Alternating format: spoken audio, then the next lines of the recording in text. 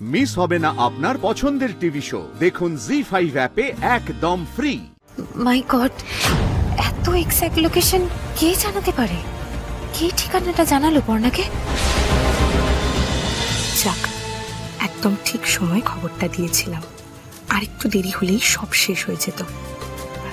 সত্যি ভগবান আছেন, উনি কখনোই কারোর সঙ্গে কোনো খারাপ কিছু হতে দেন না।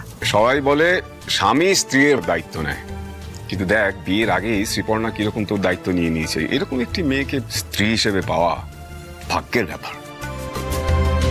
হ্যাঁ তা তো বটেই, নিজের নাতনি বলে বলছি না, নাতনি আমার খুবই বুদ্ধিমতী, সে প্রমাণ আপনারা পাবেন। তবে আমার জামাইও কিন্তু কম যায় না, যেমন মেয়ে তেমন জামাই। সারা জীবন এইভাবেই একে অপরকে রক্ষা করিস মা।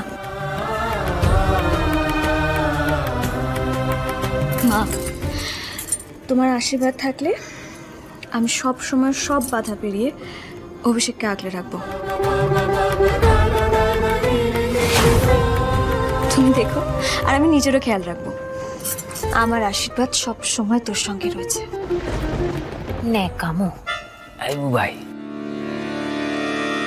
কি বলছি তোর নতুন কাকি কি কোনো হাত গোনা ফোনা চেনে নাকি বলতো? যখনই কোথাও কোনো বিপদ হয় ঠিক কায়দা করে সময় মতো সেইখানে গিয়ে হাজির হয়। তোমার সমস্যাটা কি বলো তো বাবা? তুমি না কোনো দিনও বদলাবে না। আরে বাবা, তোমার এখানে থাকতে ইচ্ছে না করলে চলে যাও না। মা তো উপরে কি ঘুমিয়ে পড়েছে, তুমি যাও কি ঘুমিয়ে পড়ো। অদ্ভুত কথা বলছো। আমি এবার এখন অনেকটা নিশ্চিন্ত হয়েছি।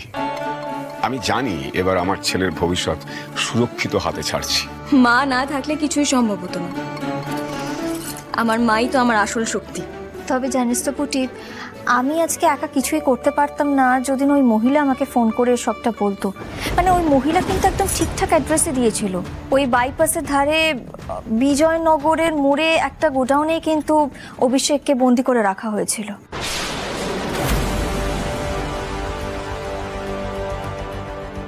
মাই গড, এত এক্সাক্ট লোকেশন কে জানাতে পারে?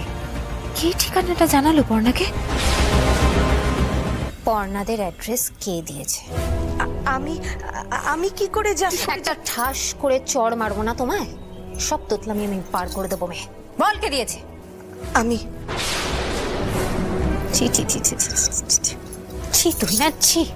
এটা তুই কি করেছিস? হ্যাঁ, তুই জানিস তুই কি করেছিস? তোকে আমি এই জন্য এই বাড়িতে এনেছিলাম, আমার সমস্ত প্ল্যান ভেস্তে দেওয়ার জন্য এনেছিলাম। বল মা, তুমি যে সব সময় সবকিছু ঠিক করো এটার তো কোনো মানে নেই, তাই না? তুই আমাকে জ্ঞান দিচ্ছিস? তুই না, হ্যাঁ, তুই নিজের লাইফ নিয়ে এতটা কনফিউজ কেন বলতো? আচ্ছা, তুইও তো চেয়েছিলি যাতে এই বিয়েটা না হোক। এই নিয়ে তো আমাদের মধ্যে কথাও হয়েছিল।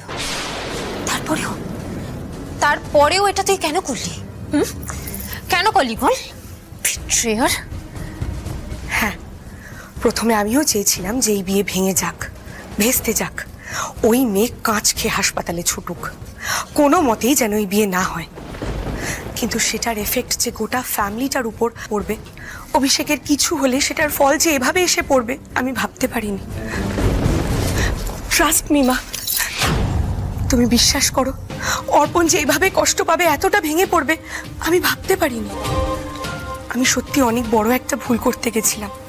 আজকে দিদি যদি সত্যি কাঁচের গুঁড়ো মাখা দই চিড়ে খেয়ে হাসপাতালে ছুটতো, আমি তো নিজেকে কখনো ক্ষমা করতে পারতাম না। আমি সেটা পরে ভেবে দেখেছি।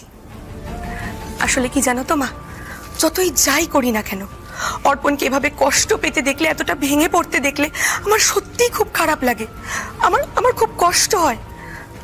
আমি অর্পণকে এভাবে কষ্ট পেতে দেখতে পারছিলাম না, তাই বলে দিয়েছিলাম।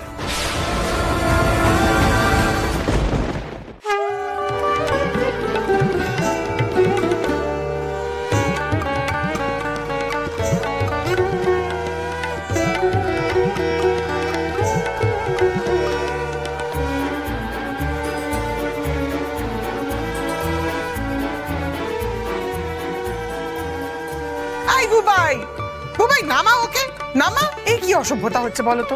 আরে বাবা, মেয়েটার নাওয়া খাওয়া নেই, কম ধকল গেছে, তার উপরে সেজে গুজে শাড়ি টাড়ি পরে রয়েছে, এক্ষুনি হড়কে যদি পড়ে যায়। নামা। এই তো ঠাম্মি আমার দলে। ঠিক ঠিক। ও বাবা অভিষেক, আমি কিন্তু তোমার দলে। এই মালা বদল দিয়ে কি বোঝানো হলো বলতো? তুমিই বলো। আজ থেকে যাহা অপর্ণার তাহাই তোর।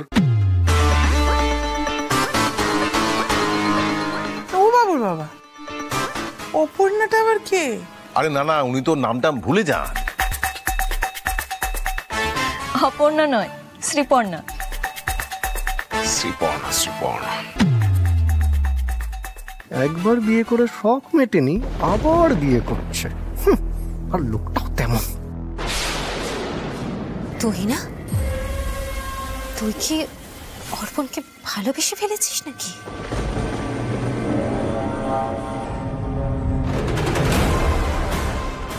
হ্যাঁ, আমি অর্পণকে ভালোবেসে ফেলেছি।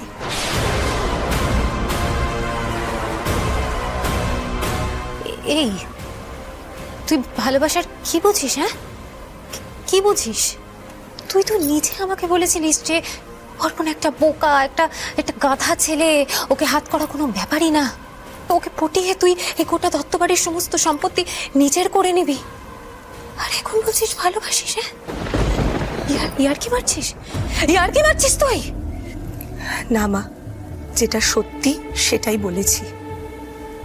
হ্যাঁ, এটাও সত্যি, হয়তো প্রথমে ভালোবাসার অভিনয়টা আমি তোমার প্ল্যান অনুযায়ী করেছি, কিন্তু তারপর আর কিছু প্ল্যান অনুযায়ী চলেনি, কারণ কোনো কিছুটাই আমার হাতে ছিল না।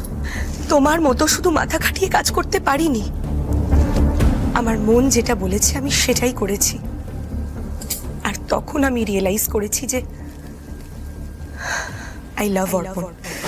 তুই না,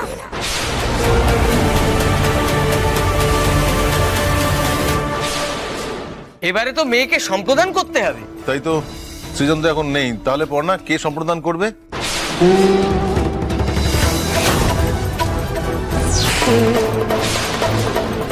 এই তো এবার বিয়ে করা, কি করে করাবি আমিও দেখবো।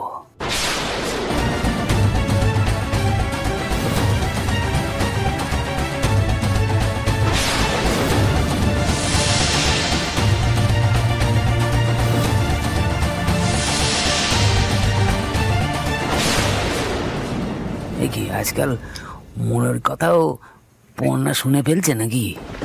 ও মা, ও পর্ণা, কি গো তুমি আবার অয়নের কাছে গেলে কেন এখন? আরে বাবা, এখানে সম্প্রদান কে করবে সেটা ভাবো। সেই জন্য তো দাদার কাছে এলাম মা।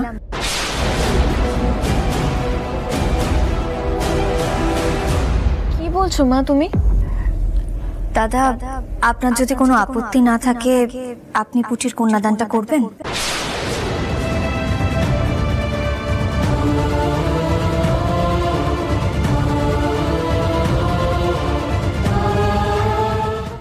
জি5 ডাউনলোড করুন আর সব এপিসোড দেখুন একদম ফ্রি।